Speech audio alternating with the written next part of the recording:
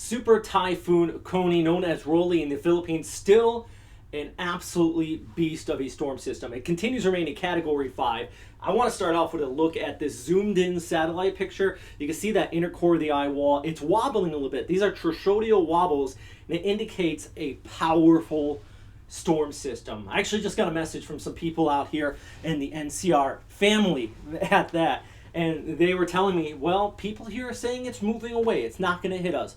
My goodness, that could be anything further from the truth. I almost just wanted to jump across the phone. This storm is moving across southern Luzon. It's going to track off here towards the north. And yeah, the NCR is right in the path. It may not be a super typhoon by the time it gets there, but look at this. And even if they don't get hit by the direct inner eye wall, the wind field is absolutely massive. By the way, I'm meteorologist Robert Speta. Right before I started this update, my microphone broke. My lav mic. So the audio is a little bit wonky in this one.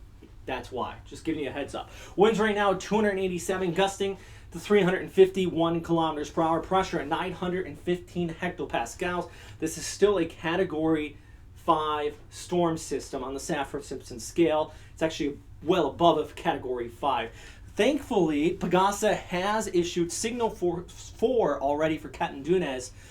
Southeastern Luzon at a 3. I'm happy. They're getting ahead of the curve here, giving people a good heads up that this storm is coming, and it is no joke at all. This is definitely very dangerous. Expect signal force 3 or 4 even into Manila. The first time in several years, if I'm correct, that they've actually had 4 there. The track's going to move right overhead. This is actually the multi-agency track. JTWC, JMA, Pagasa, Taiwan, and Hong Kong, all concentrating on that landfall right around San Jose, then pushing across Quezon, and then out here towards the NCR across Laguna Lake. That could actually see a storm surge on the lake, not to mention a storm surge potential out here in Manila Bay as well. I mean, anywhere there's water, anywhere that water can get pushed, that's where there is that chance of a storm surge. Not to mention it is moving over land, and this is relatively mountainous terrain.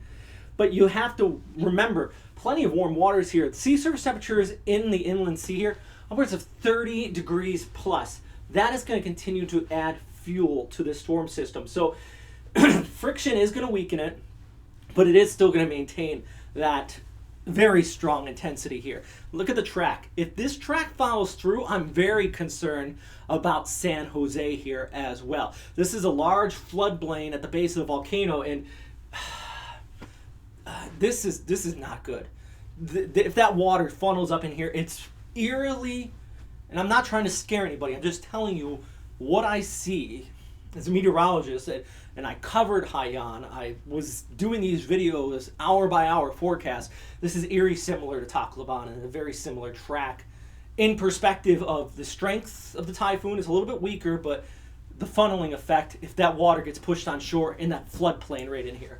If you got friends out here, you need to let them know. This storm's dangerous. Catanduanes, direct hit. Damaging winds and rainfall, yes, in Manila. It's going to maintain typhoon intensity as it moves over that way. And I did expect a little weakening thanks to shear, and we did see a tiny bit, but then the sea surface temperatures just compensated.